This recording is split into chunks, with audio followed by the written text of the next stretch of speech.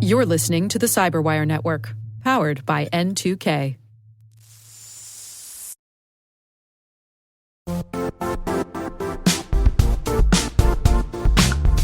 Now, a word from our sponsor, the Johns Hopkins University Information Security Institute, currently seeking qualified applicants for its innovative Master of Science in Security Informatics degree program.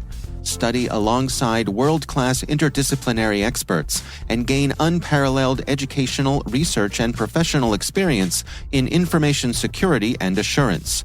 Interested U.S. citizens should consider the National Science Foundation's CyberCore Scholarship for Service program, which covers tuition and a $6,000 annual professional development allowance, as well as providing a $37,000 additional annual stipend. Apply for the scholarship and the fall semester by March 1st. Learn more at cs.jhu.edu/MSSI.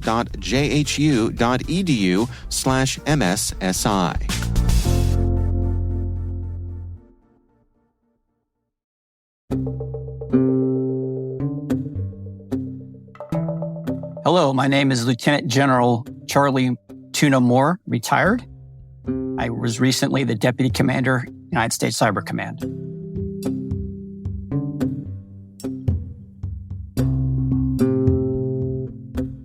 My father was a career Army officer, and he was also a helicopter pilot. And so serving the nation was always something that was very, very important to my family and became very, very important to me.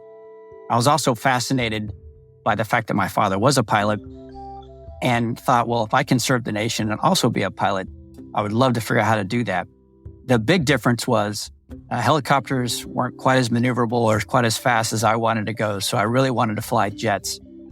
And so the natural inclination then was to look to how I might be able to do that. And that led me to the United States Air Force Academy. Coming from a military family, I didn't go to the academy with any illusions about what the environment was going to be like. And surprisingly, there are a lot of people that do show up there and aren't quite sure what to expect. So I fully knew what to expect and what I was getting into. And I found it challenging.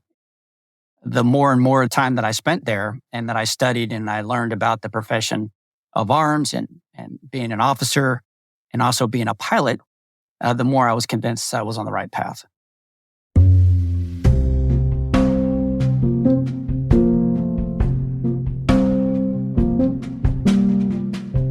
So when you're a freshman at the academy, at least the time when I was there, you're given the opportunity to solo in a glider.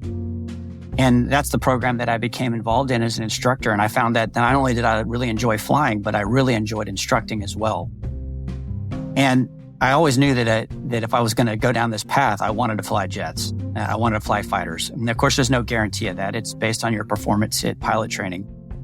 And so that was the path and the goal that I'd set for myself. During that process, I earned a F-16, which made me very happy, and then went off to F-16 school. And then that kind of began my flying career inside the Air Force.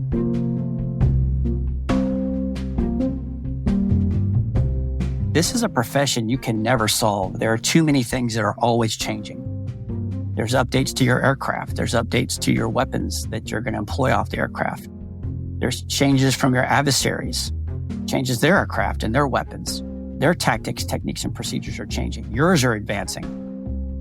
All these things come together to make for a very challenging environment, a very rewarding environment, and one that I have no doubt that was what I was put on the earth to do.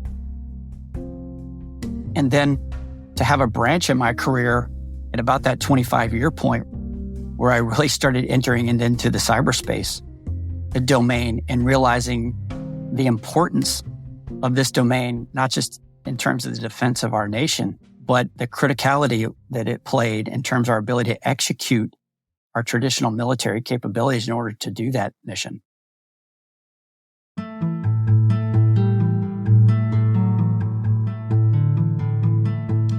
First off, I didn't own a computer until I was 25 years old. And in fact, when I look back at my time at the Air Force Academy, I was the class of 1989. We were the last class to enter the Air Force Academy that was not issued at that time desktop computers.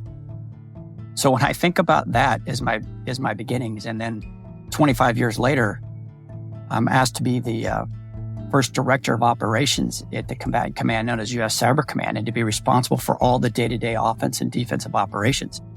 It's a bit mind-blowing to me. But the first way that I was introduced to it was I had left the 57th Wing at Nellis and went on a year-long deployment to Iraq. I returned late 2014, very early 2015 to work for the chairman of the Joint Chiefs on the Joint Staff in the Pentagon as the Deputy Director for Global Operations.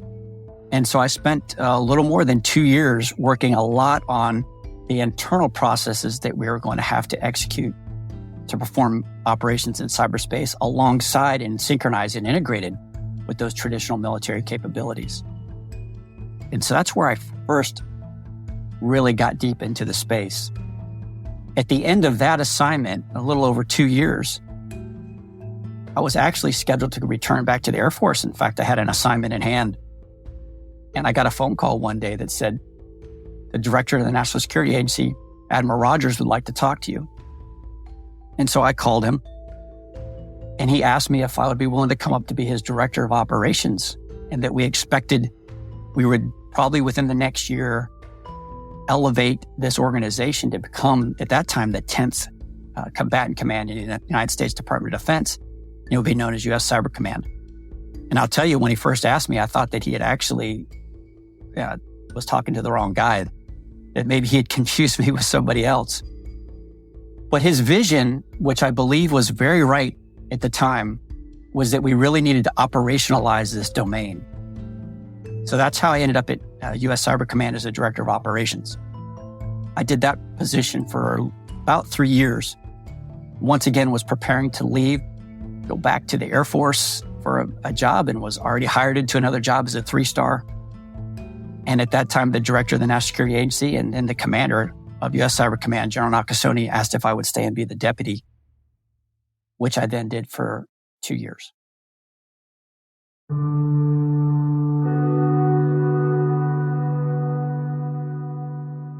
Find something that you're passionate about. And if you're passionate about it, you're going to enjoy everything that you're doing. You'll be able to get through the downtimes and the uptimes and the challenges because they're going to come. And I was very lucky because I was extremely passionate about the flying aspect of my career for 25 years. And I became even more passionate about operating in this space because I realized the importance of it to national security. And those traditional domains and those traditional warfighting capabilities can't succeed if we don't succeed in the cyber domain. And if you find that passion for something, then you're going to enjoy what you do, and it'll be extremely rewarding, and you can ride out the highs and you can ride out the lows. Serving something bigger than yourself is very important to a lot of people, and I thank God for that, because it's those people that are going to defend our great nation and our way of life. There's nobody working at U.S. Cyber Command at any level who couldn't be making a significant more amount of money in the private sector. But they're doing what they do because they believe in serving their country. And those type of people are absolutely amazing to work with every single day. And if I was going to boil down why I remained in the military for 33 years, it was those types of people.